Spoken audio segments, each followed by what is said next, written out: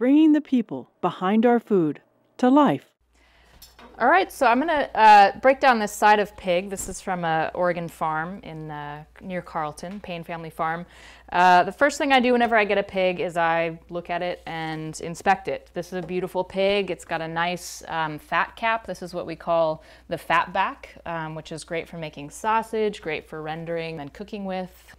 I look to see if there's any broken blood vessels. It actually looks pretty good. It's pretty clean. I'll look for glands. There's one right here. They're kind of brown and gray in color.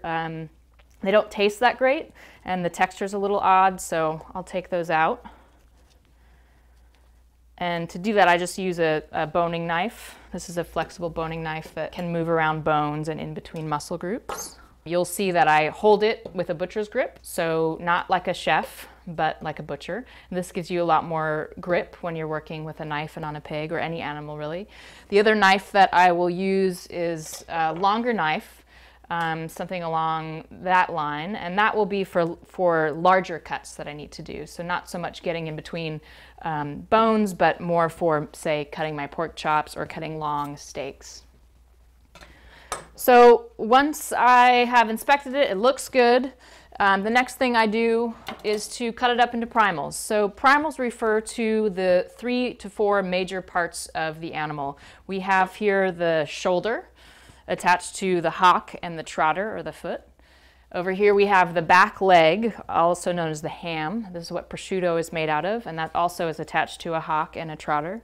And then in the middle we have the midsection. We have the loin running on top with this nice layer of fat back here. And then we have the belly over here, and the ribs overlay the belly. Okay, so now I'm ready to detach the 2 legs from the midsection. And a good rule of thumb when you are working on your primals is to use your knife first to cut through any of the flesh that you can.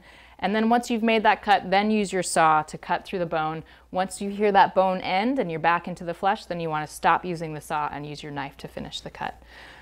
Okay, so now I'm ready to detach the 2 legs from the midsection. So for the back leg, I have kind of skinny fingers, so I go about 3 fingers off of what's called the H-bone. The H-bone is right here. That's A-I-T-C-H. If you have larger fingers, go about 2 fingers off of the H-bone. And then I'm basically going to, as precisely as possible, make that cut. I've just hit bone there, so I'm going to come around on the other side. I'm going to put my knife down like this, and then score until I hit the next bone. So there's a bone right here. And then I'm going to come and score around that bone right underneath here, and then stick it down and pull like that. Okay, so I have 1 clean cut. If I don't make it all the way through the skin on the other side, I'll go in very gently with my knife and pull again. And again, you're going to get really good leverage this way by pulling and then pushing down. Okay, so I've made that cut. Now I need to get through bone. So I'm going to take my knife. This is a meat saw, smaller meat saw. And I'm going to, just as precisely as possible, saw through that bone. And you can just hear how I just got through that bone. So I'm going to stop, and I'm going to take my knife to make the rest of that cut. And again, you're trying to follow that line that you already made so you don't have any jagged edges, and it looks nice and pretty. So there's a nice ham. So I could rub this with salt, turn it into prosciutto, or what I'm going to do is bone it out and actually make about 5 or 6 small ham roasts that we can brine and then smoke. So there's our first primal. And then I'm going to do basically the same on the other side. And so where you cut between the shoulder and the loin, which is here, and the belly, which is here, depends on what you're going to do with the shoulder and what you're going to do with the loin. So in my opinion, I like to use a lot of the shoulder to make sausage, or I cure the copa, which is this top part of the shoulder. I'm not as interested in pork chops as I am in the shoulder. So while people who like pork chops would go a little closer to the neck where they cut, I actually go a little farther away from the neck. So in America, we will go between either the 1st and the 2nd rib, or the 3rd and the 4th rib. I actually go between the 5th and the 6th rib. And I'll show you why once I get this bone off. There's a beautiful muscle called the copa in here. It's part of what we know as the Boston butt, which is often used to make pulled pork or sausage. But if you pull that one muscle out by itself, you can rub salt on that and cure it, or you can slow braise it with fennel and onions and parsley and milk and have a beautiful roast that way. So I tend to go a little towards the back.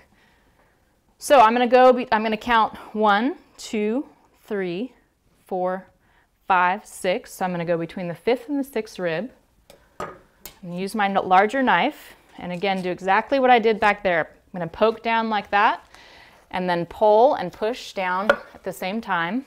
If I don't get it the first time, I go back through that same line. And then on the other side, I'm gonna try to line up, just like that.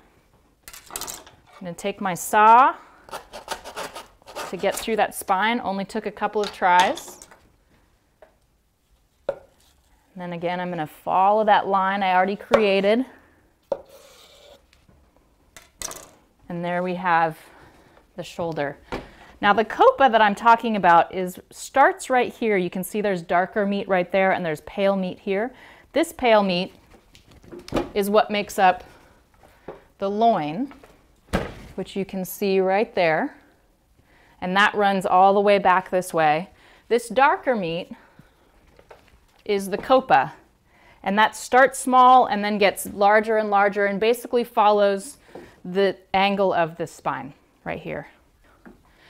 Now, when you're butchering a pig, you need to think about what the animal has done all of its life. So when an animal that stands on all fours moves around, hopefully, they are using their shoulder a lot, they're using their back leg a lot, but the loin is just kind of sitting there. So it's much more tender.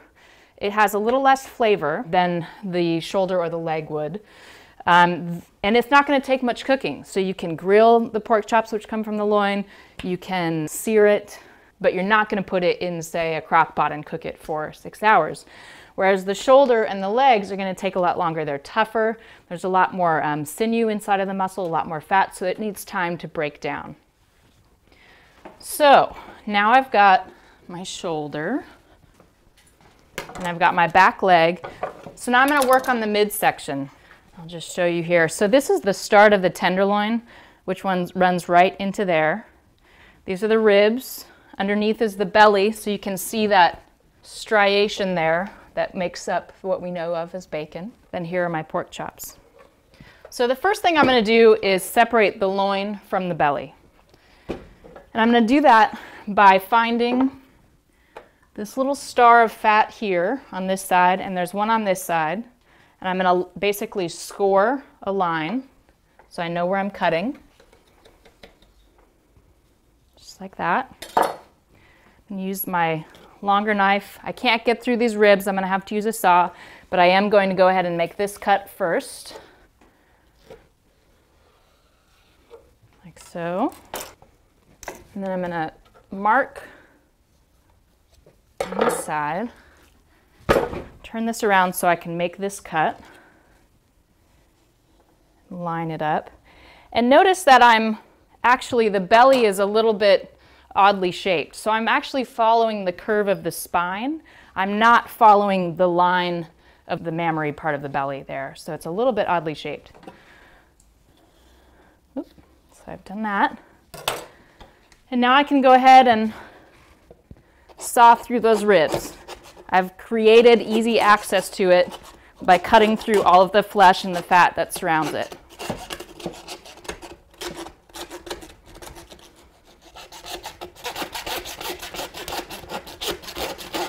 And whenever possible, use gravity. So I'm going to just let this hang off the side there like that.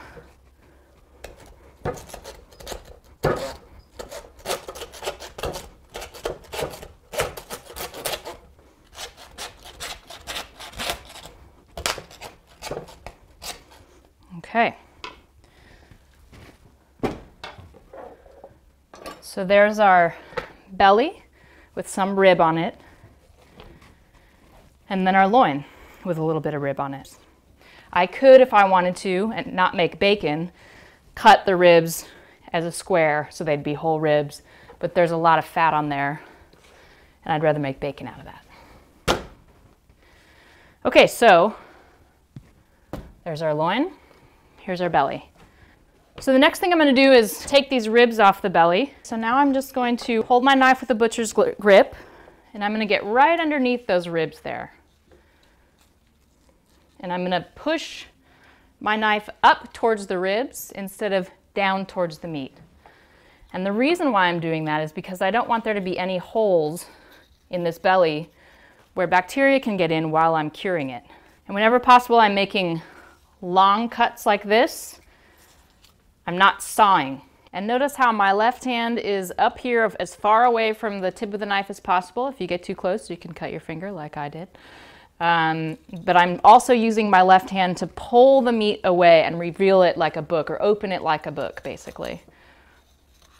And that's going to help that knife go into the right position there as well.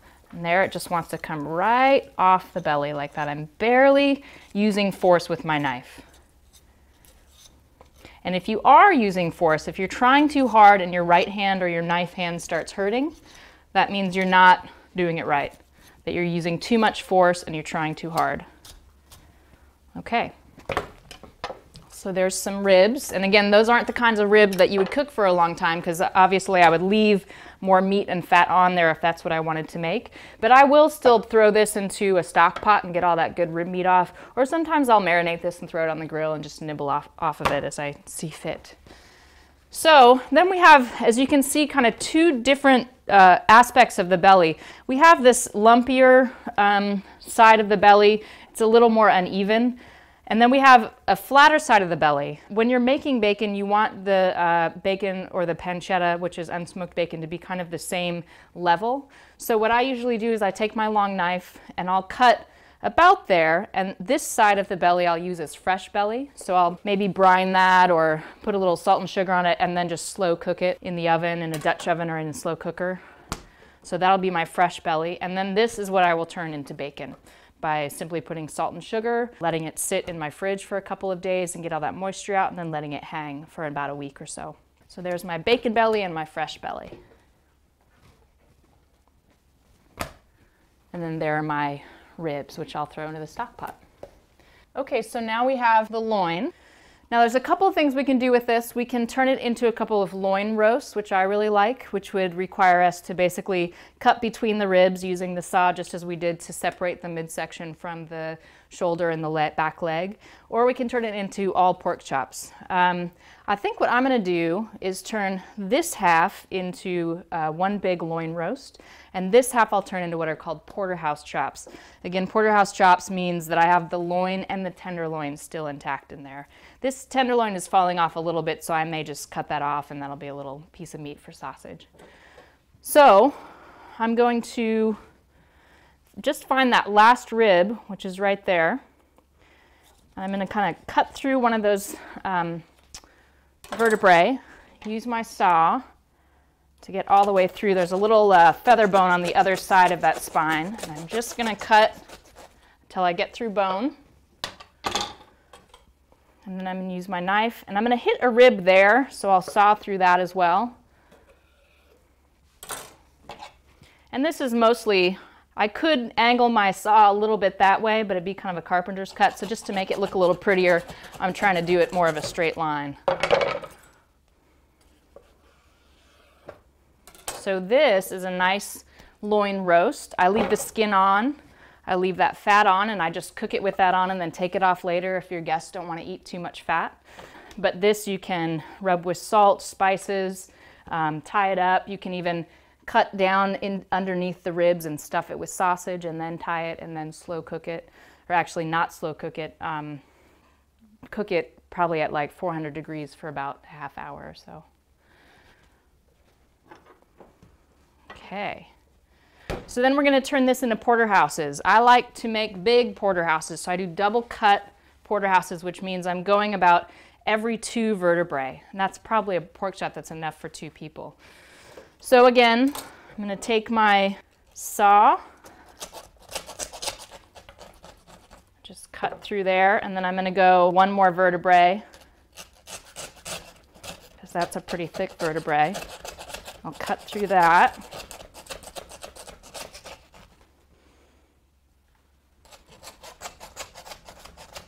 And you can almost treat these like little loin roasts in a way.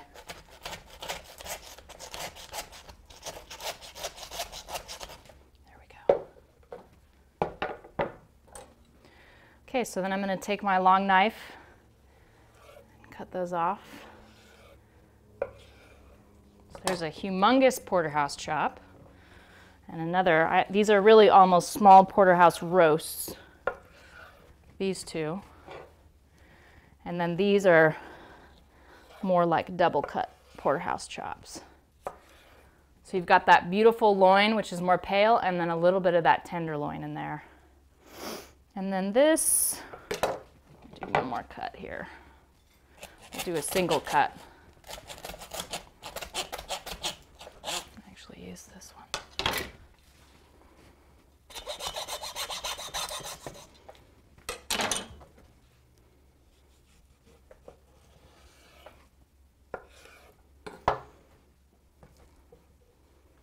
So there we have varying sizes of porterhouse chops or roasts.